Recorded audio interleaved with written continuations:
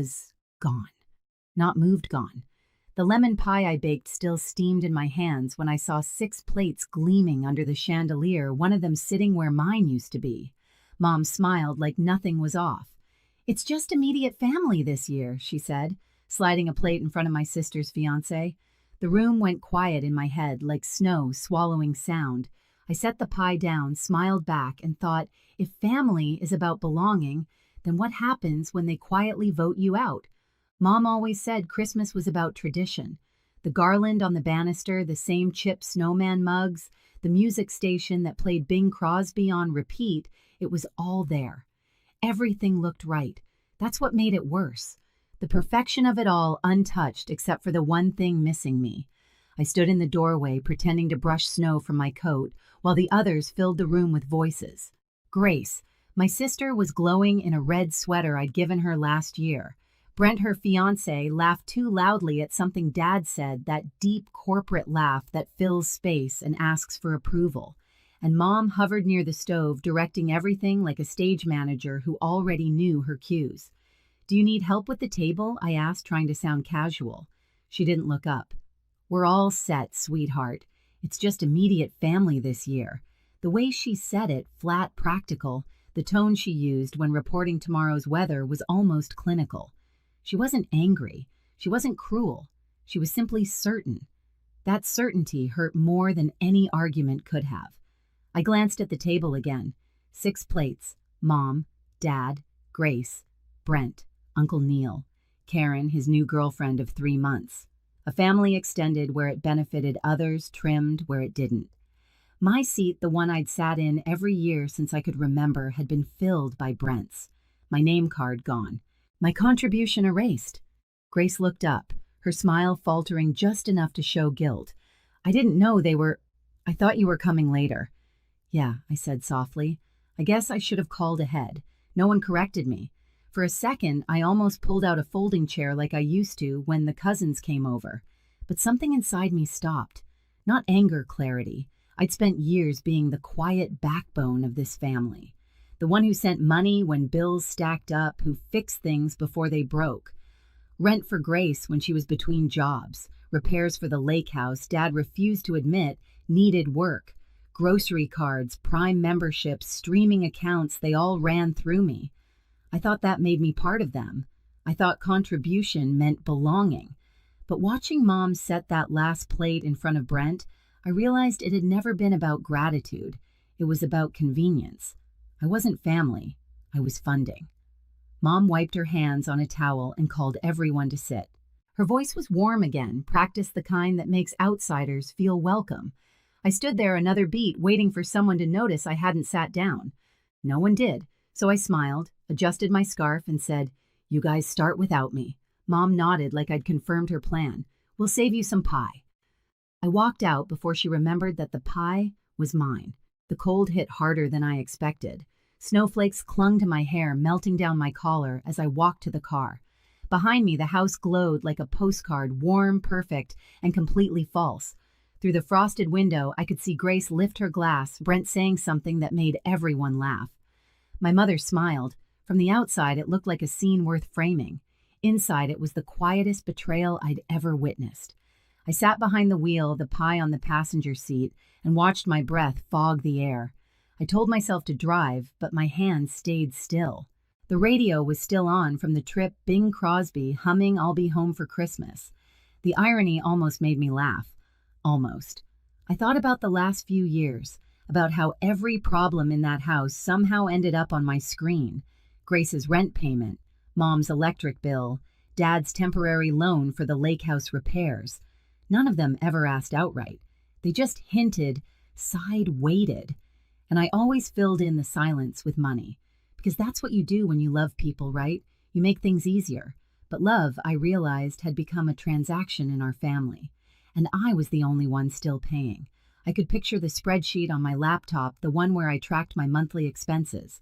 Under family, the numbers never stopped climbing. Grocery cards, subscriptions, one-time emergencies that somehow happened monthly. I told myself it was normal, that it was love.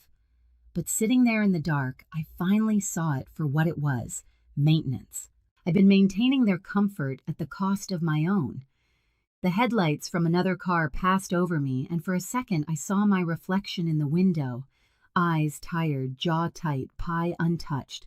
I wasn't angry yet. Anger would have been too easy. What I felt was quieter, heavier, like a balance shifting.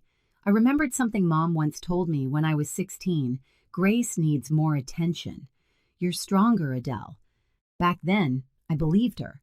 I thought strength meant giving more, needing less. But strength without boundaries isn't strength, it's servitude. A knock on the glass pulled me back. A kid from next door waved awkwardly, then gestured at the snow piling up on the driveway. I nodded and turned the ignition. The car heater whirred to life, filling the silence with its steady hum.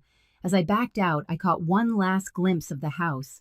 My mother leaning close to Brent, laughing at something he said, her hand on his shoulder, proud and possessive.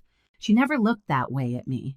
The snow thickened as I pulled onto the main road. The wipers kept rhythm, slow and steady, marking time like a metronome. People say silence keeps peace, but in my family, silence was how you disappeared. That night, I didn't cry. I didn't yell. I just drove home and made a quiet promise never again would I buy my place at that table. When I got back to my apartment, it was midnight, the kind of buffalo cold that seeps through walls and lingers in your bones. I set the lemon pie on the counter, still untouched, and stood there a moment, coat half off, shoes still wet. The silence felt honest. No forced laughter, no background music trying to make everything seem fine, just the low hum of the fridge and the tick of the clock above it. I poured a glass of water and stared at the reflection in the window. Tired eyes, red nose. A woman who looked like she'd finally run out of pretending. My phone buzzed. Mom. Then Grace. Then Dad. 32 messages stacked one after another like accusations. I didn't open a single one. Instead, I walked to my desk and opened my laptop. The screen lit up the room, a cold blue glow. My budgeting app was still open from last week. Family expenses, it read like a quiet punchline. Click. The $600 monthly transfer to Mom and Dad paused. Click. Grace's car loan payment canceled. Click. Prime account ended. Click. Netflix logged out of all devices. Each click sounded like a match being struck. Not to burn bridges, but to light my own way out. I didn't leave a note. No announcement, no explanation. Just quiet boundaries where noise used to live. Another message pinged.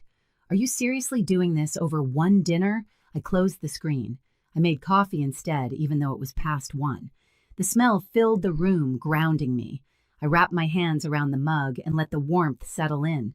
For years, I'd been the backup plan, the helper, the reliable one who never said no. Tonight, I said it without a word. A memory flashed Mom in the kitchen when I was 12, telling Grace she had a creative spirit, then turning to me. And you, Adele, you're the practical one. You'll keep things running. Back then, I thought it was a compliment. Tonight, it sounded like a life sentence I'd finally served. The phone buzzed again. Then the doorbell. I didn't move. Whoever they were, they could stand in the snow a little longer. I sipped my coffee, staring at the pie on the counter. Its crust had cooled the lemon scent, fading into something faint, almost bitter, like sweetness left waiting too long.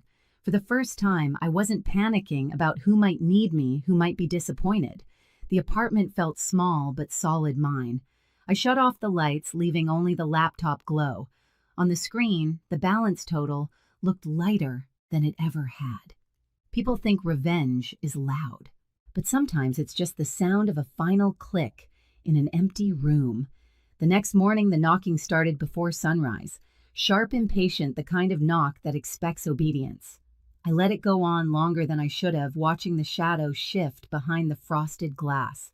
When I finally opened the door, Mom and Grace were standing there, coats unbuttoned, snow peppering their hair. They looked like they'd run out of patience hours ago. "What did you do?" Mom asked before she even stepped inside. No hello, no Merry Christmas, just accusation. I leaned against the frame. "Good morning to you, too." Her voice was tight. "Why didn't the money go through? My grocery card got declined. Grace can't make her car payment. You canceled Prime. You're being cruel." I studied her face, the same face that used to check my forehead for fevers, now flushed with outrage instead of worry. "Cruel," I said quietly. For paying for myself instead of everyone else. You weren't uninvited, she snapped. It was just a smaller dinner. With a plate for Brent, I said. He's part of Grace's future, she replied, folding her arms. We didn't think you'd make a big deal out of it. Then she said it the line that cut deeper than anything that came before. You have no husband, no kids, and you make good money. It's your responsibility to support this family while Grace is starting her life. Grace didn't contradict her. She just looked down, her cheeks red. Something in me clicked into place, quiet, irreversible. For years, I'd been trying to fit into a role they'd already rewritten. They hadn't forgotten my chair. They'd reassigned it. I'm done, I said. Mom blinked, thrown off by how calm it sounded. You're choosing a fight. I'm choosing a boundary, I said. If you hear it as a fight, that's on you. Her mouth twisted. Don't twist this into something noble, Adele. You're abandoning your family. No, I said softly. I'm just refusing to keep funding one. The silence after that stretched long enough for the snow to start melting on their coats. Grace tried, voice shaking.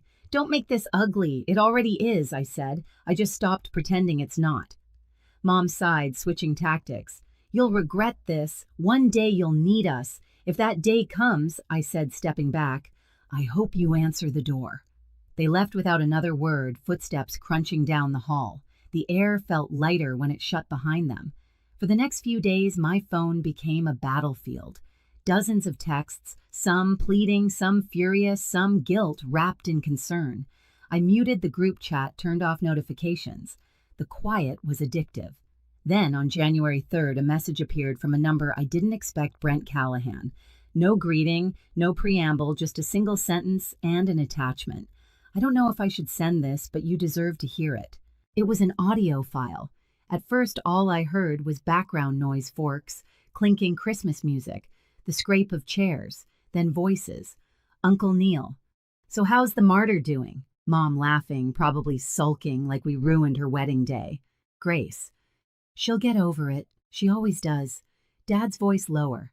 At least now we can have a holiday without one of her lectures. Karen. She always tries too hard. The gifts, the clothes, it's exhausting. Laughter followed. Then, Brent's voice, uncertain. You know she can probably hear all of this through the door. The room went silent on the recording like guilt had briefly found oxygen. When it ended, I just sat there, phone in my hand, coffee cooling beside me. I didn't cry. I didn't scream. The hurt was colder than that clean surgical. A second message from Brent came through. I'm sorry. I didn't know they talked about you like that. I told Grace it was messed up. She got angry. I moved into the house after New Year's, but it's bad. I stared at his words. The irony of the man who'd taken my seat being the only one honest enough to send me the truth wasn't lost on me. For days I tried not to replay that recording. I failed. Every laugh, every cutting word etched itself deeper. But anger, when it stays too long, cools into clarity. So when the next knock came a week later, softer this time, I was ready. Mom again. Grace behind her dark circles under her eyes. The kitchen caught fire, Mom said, voice trembling. It's bad. We need help until insurance clears. I didn't move from the doorway. Is everyone okay? Yes, she said quickly. We just need a little help to get through the month. There it was again. Not thank you. Not we're safe. Just the ask. Always the ask. I reached into my coat pocket and pulled out an envelope. Mom's face softened, hopeful, relieved. When she opened it, her expression faltered. Inside was a single $50 bill. What is this supposed to be? She asked. That I said is what my seat at the table was worth. The silence that followed felt like snow before it falls thick, waiting. Grace whispered, That's not fair. Neither was Christmas, I said. Mom's voice sharpened. You're being spiteful. No, I said calmly. I'm being consistent. I set the envelope on the counter beside a pile of burned recipe cards and turned to leave. You don't have to be like this, Grace called after me. I paused at the door. Like what cold? I met her eyes. You called me cold when I stopped paying for your heat bill, too. She said nothing. Outside, the wind bit at my face, the air sharp and clean. I walked to my car, each step cutting through the snow like punctuation. At home, I lit a candle, made tea, and sat by the window. The city was quiet, the kind of stillness that only comes after a storm.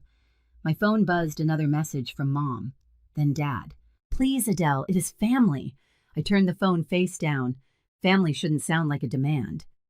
The next morning, Brent showed up at my door. His eyes were tired, his hands shoved deep into his jacket pockets. I moved out, he said. Couldn't stay there anymore. He pulled out another envelope and handed it to me. Receipts, statements, my name printed neatly at the top of each page. She opened a credit card under your name, he said quietly. About $8,000 in charges. Said you'd understand, that you'd never press charges because you're family. I felt something inside me go, still. Not surprise, just confirmation. Why are you telling me this? I asked. Because it's wrong, he said, and because I couldn't keep pretending. When he left, I spread the papers across my desk. Restaurant bills, hotel stays, a stroller from an upscale boutique, $8,000 of proof. That night, I called the bank, then a lawyer. The process was slow clinical, but with every signature, every verification, I felt lighter. 2 days later, Grace texted, "You don't have to make this worse." The next day, Mom called. We don't call the police on family, but we should, I thought, because silence had protected them long enough. When the police reached out to Grace, the calls stopped. The noise finally ended. Weeks later, the lawyer confirmed it my name cleared, account closed. Justice didn't come with fireworks. It came with paperwork and peace. That night, I sat by the same window candle flickering low and whispered to myself, the debt is paid. March came quiet. The snow began to melt along the sidewalks, leaving streaks of gray slush and the smell of thawed air. My phone was still silent. No more calls, no more guilt disguised as love. I thought I'd miss the noise, but peace turned out to have its own rhythm. Coffee brewing radiator, hissing, the occasional sound of my own laughter when something on TV actually made me laugh. One afternoon, my lawyer called. Everything's finalized, she said. The account's been cleared and the bank issued an apology for the delay. After we hung up, I just sat there for a while, listening to nothing. It was strange realizing that after months of tension, there was no next crisis waiting to unfold. I poured a cup of coffee, the smell filling the apartment, and looked out the window. The city was still pale sunlight catching on the puddles where snow used to be. My phone buzzed once a voicemail. Dad. I hesitated, thumb hovering, then pressed play. His voice was softer than I remembered. Hey, sweetheart. I don't know if you'll listen to this, but I need to say it anyway. You were right. We treated you like a safety net, and when you finally stepped away, the whole house fell. Your mom's not ready to admit it, and Grace, well, she's Grace, but I see it now. We built a family that only made noise when it needed something. I'm sorry. I hope someday you'll talk to us again, not for money, just to talk. The message ended with silence, then a faint sound of him, exhaling like relief and regret tangled together. I didn't cry. I just smiled faintly, saving the voicemail not to replay it, but to keep proof that some truths finally land.